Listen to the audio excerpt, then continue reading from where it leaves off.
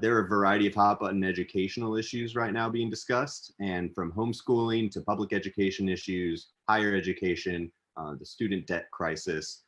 Which of these education issues are most relevant to you and why? They're all relevant to me. Education is relevant to me. For decades, we've had a system of government schooling.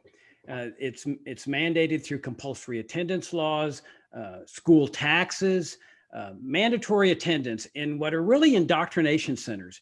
A kid from 0 to 6 has a natural love of learning. And by the time most kids graduate from high school, they hate to learn, they hate to read. And what this regimented army-like system does is it smashes out of children this awe of the universe, this wonder, the seeking of knowledge, the passionate love of educating oneself. There's only one solution to this. And our ancestors understood this solution with respect to religion. They separated church and state. They said, we don't want government involved in religion at all. That's the only solution to education, a total separation of education and the state, where the government has no role, where again, the free market is involved in the production of education, where parents are responsible for each of their children's education, where entrepreneurs are flooding the market, offering educational opportunities for each child. And we all know that each child is different. Each child is a unique. And yet in the government schools, everybody's treated alike. It's like a cookie cutter mold. And again, students hate going to school. But in a free market environment, we know that the free market produces the best of everything. This is our heritage as Americans. And yet we turn our back on that heritage and we wonder, why is there this perpetual crisis in healthcare, education, and other parts of our lives? It's because we've abandoned our own heritage. And the way to get it back, just restore free markets to education, to healthcare, to all aspects of our lives. And then you're going to see a society that is moving toward life and health and liberty, prosperity, and harmony with the people of the world. All right, great. Thank you, Mr. Hornberger. Judge Jim Gray, next for you. Which educational issues are most important to you and why? Sure, this is a critically important issue. We have too many schools failing our children all around the country. Many, of course, in lower economic areas, many, of course, then with minorities there. By the way, talk about the private sector. I wrote a musical called Americans All, and it's helped to mentor education and high school and junior high school students. Go to judgejimgray.com and you can find Americans All there. Listen to the music. But we need to ask ourselves two fundamental questions. The first is, what is the purpose of the educational system? Number one, to educate our children. What a concept. Or number two, to protect below average teachers. And guess what we've been doing today? Because competition is not a part. The other question actually is, who is in a better position to decide where and how your children should be educated? You as the parents or the government? And I've never heard anybody say anything other than it's the parents. So empower, that's the word I mean to use, empower the parents to choose where their government money is going to be spent for the education of their children, and they will choose excellence. It's happened in Milwaukee, it's happening in Indiana, happening in numbers of places in Florida and around the world. Competition works. So we will then pretty soon make, in effect, just out of passion, the public school system. They'll either get better or they'll go out of business. Competition works, and it's so failing today. We have public schools that are top heavy with administration. Not true in private schools. We have numbers of people who really should be in vocational schools. The parents know that, no, you're not going to be a doctor of economics. You should be getting a skill, becoming a mechanic, a plumber, whatever. The parents would know this. Competition would make this happen. We've strayed away from that badly. Libertarians will bring choice back. By the way, no form of laws outlawing homeschooling, outlawing school choice, that is anathema, that is wrong, and we must obliterate those laws. Other than that, I have no opinions whatsoever. All right, thank you, Judge. Ms. Jorgensen, your turn. Well, of course, every aspect of education is important, but the one I would like to address is the student debt crisis. Now, we all know that government loans artificially increase tuition. What a lot of politicians aren't talking about, though, is how the licensing laws and federal contracts create an artificial demand for degrees. So these are government dictated, not market dictated. For example, A request for proposal might say, well, we need 3 bachelor's degrees in electrical engineering. Private contracts never do this. I was involved in many private contracts, many RFPs when I was in the business world. Also in healthcare, people need a medical doctor degree just to treat the smallest of symptoms. So because of this artificial demand for certain degrees, students are taking on debt, parents are taking on debt, and yes, this increases tuition. So now the degree that you might not even need costs even more than it should.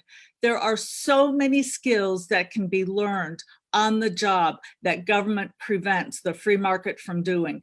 And we need to get rid of all these requirements, and we need to get the government out of it. We also need to get rid of the Department of Education, and I would eliminate that immediately. In 40 years, education hasn't gotten better. It's gotten worse under the Department of Education. We really need to prepare our young people for the future, and the private market does a better job than the government does. All right. Thank you, Joe Jorgensen. Mr. Berman. I think really before we address education and what to do with it, we have to ask the question, why do we need education? Because a lot of people, they need education because it's going to get you a better job. It's going to get you more money.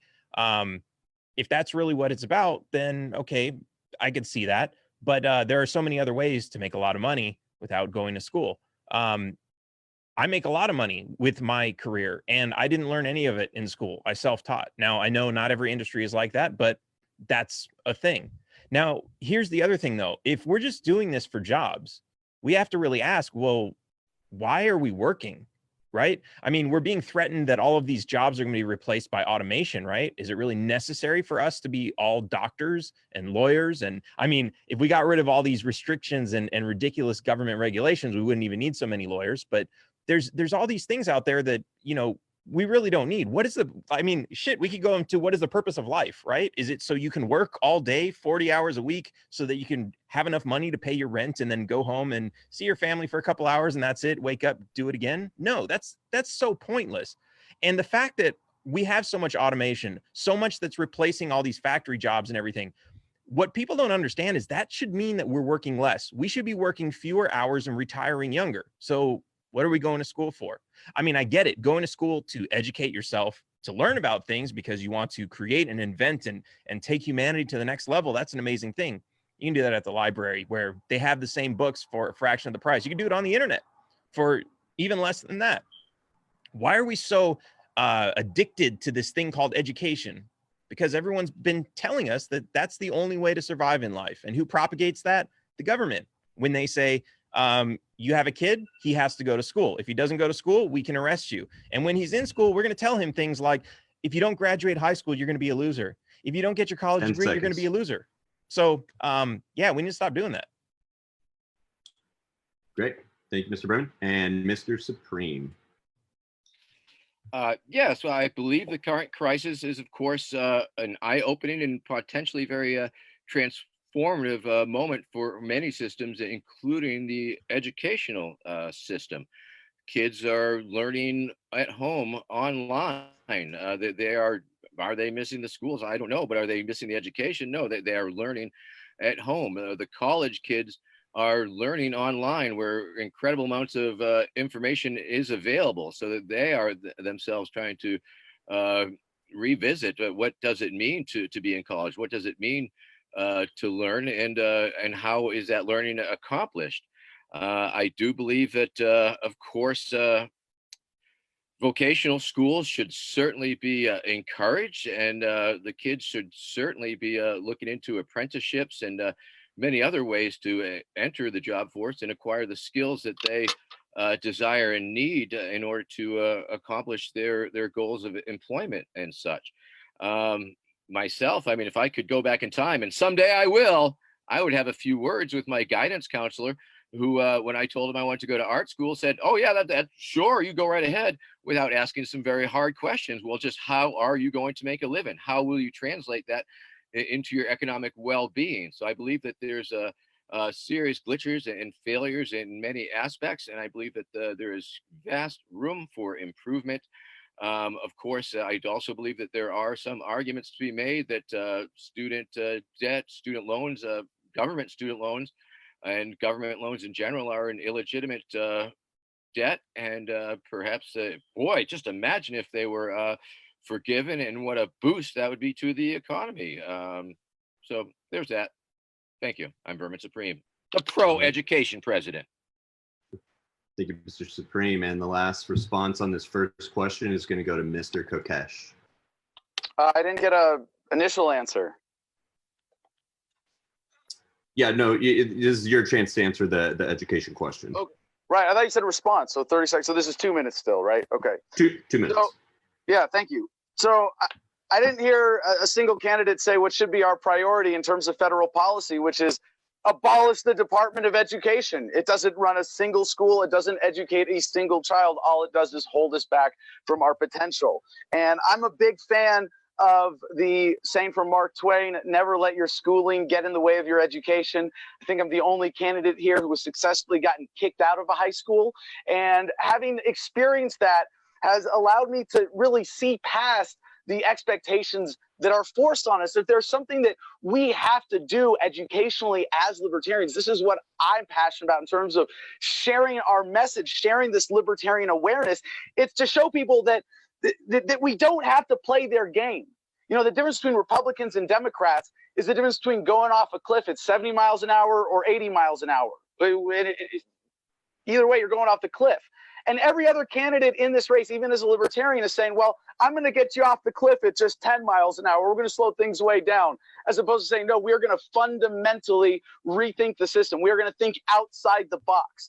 And it's like, you know, a baby elephant. You chain it up and it can't break the chain. It grows up to the point where it could easily break the chain. And it has this mental block where it thinks that it still can't break free. If there's one thing that I would want to continue educating people on, as I have in my activism, as I have proven over and over again, that we can educate people to say, you can think outside the box. You can think freely. You can think for yourself. And people who do that, people who get that, just that one little educational idea, to take charge of their own worldview, to think for themselves, they all inevitably become libertarians, because anybody who honestly questions authority and questions our current government inevitably comes to the conclusion that we are being governed by criminals and we have to fundamentally change this system.